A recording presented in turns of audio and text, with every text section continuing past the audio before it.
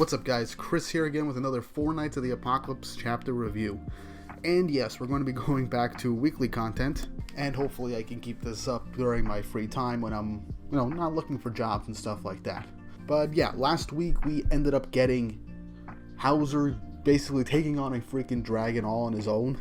So that is still freaking amazing, seeing how strong he can actually be. And why he's still Leonis' Holy Knight Grand Master, the Holy Knight Captain. And this week we continue from where that chapter left off. But before I get into this video, don't forget to like and subscribe and hit the notification bell for updates on future videos. It really does help. If you really like me doing these 4 Nights of the Apocalypse videos, I will keep this up, and a bit more down the line I'll make some more 4 Nights of the Apocalypse related content outside of the chapter reviews, as soon as I get a bit more information from these chapters to make actual prediction videos. But for now, it's just going to be chapter reviews. And also don't forget to check out my Patreon with a very special Discord connected to it if you want to help support the channel.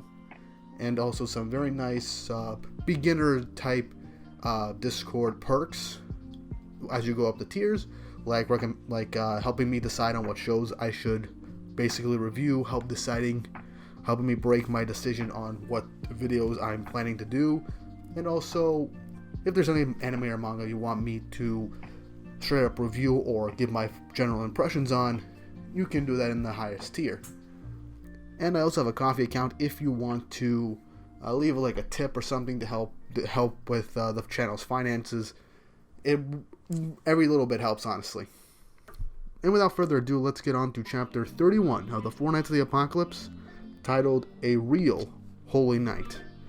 So this chapter starts off directly where we left off last week, with Hauser downing the dragon, but then it immediately gets back up and it gets ready for an attack, only for Hauser to be nowhere to be seen, and to have this nice little panel of Hauser just phasing back behind this dragon, spinning, getting ready for his next attack, his Super Cyclone, landing another devastating tornado hit on this dragon, as everyone is literally in awe at how strong Hauser is, with only Donnie telling everyone, well yeah, he's not going to go all out against his own disciples. This is how strong a Holy Knight is, and he's the guy, and he's basically survived the fight against the demons 16 years ago. And that he is a true and real Holy Knight. Hey, that's the name of the chapter. And with that, the dragon is down with Hauser's recent and last attack. Hauser, as everyone runs up to Hauser confirms everyone's okay, and literally Percival, when An is literally shook by how strong Hauser is and how cool he is, she asks Percival what he thinks, and then Percival just straight up starts laughing and gets giddy and excited just seeing Hauser, creating a bunch of his mini Percivals, and just starts charging at him, saying he wants to be a Holy Knight too, and if he could join up, just straight up surprising and flustering Hauser, to the point where he even starts to just mimic him, saying how like a kid would mimic a superhero, and it's just hilarious. It's just freaking hilarious just to see that. And I like how he just addresses Hauser as the drunk knight captain of Leonis, and who's actually really strong. Oh man, that is just hilarious. And I like how Hauser, despite being the captain, it fully admits and isn't full of himself, just says that there are a ton of guys stronger than him.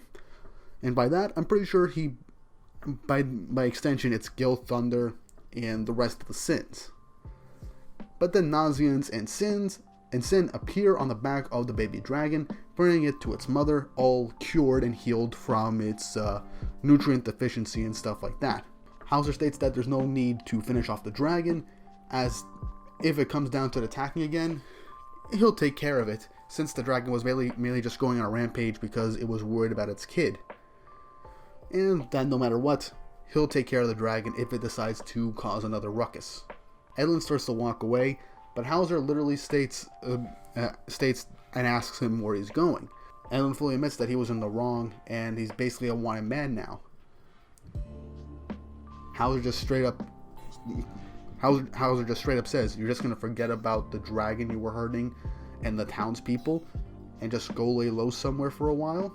And literally cries out, saying to arrest him, because he was about to say he could never really go back, as Hauser decks him across the face, or in this case, the back, shocking everyone.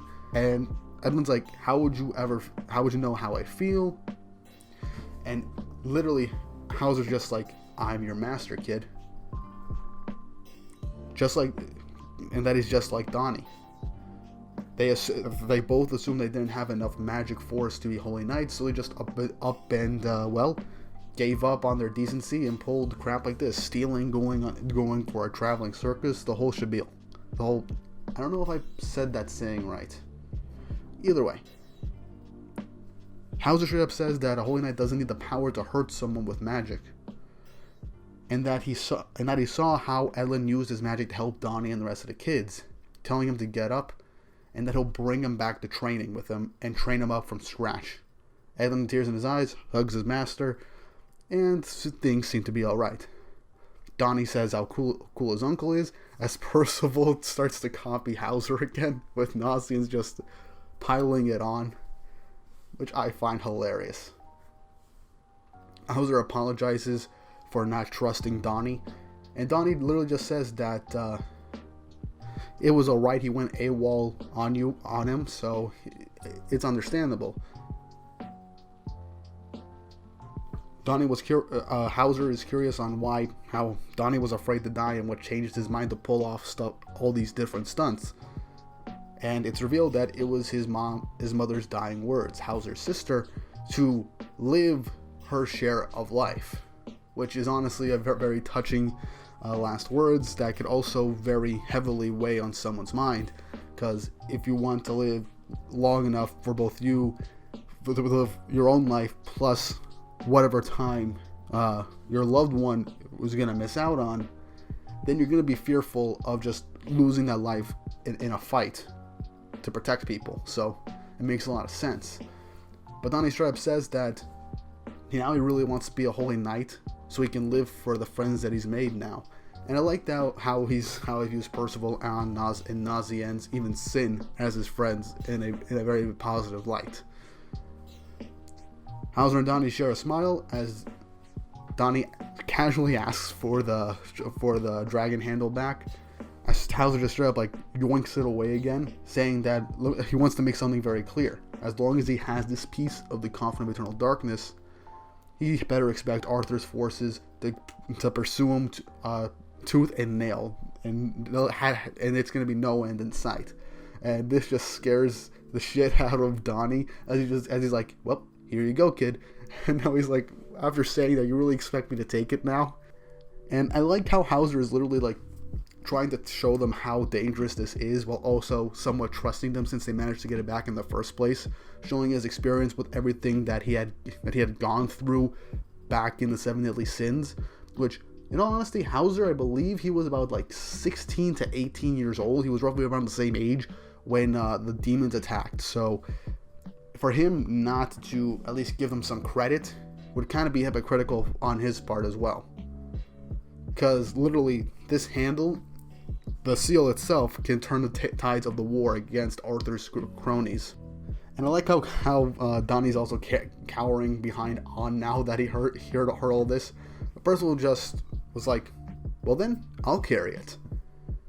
We then smash cut to the top of, what remains of Kant, with Donnie being a blacksmith, doing his blacksmith thing, since I like how they brought up how his father was a blacksmith, and this was something that was mentioned at the end of the Ten Commandments arc in the Seven Deadly Sins, when them rebuilding Leonis after Meliodas comes back to life, etc. All that stuff.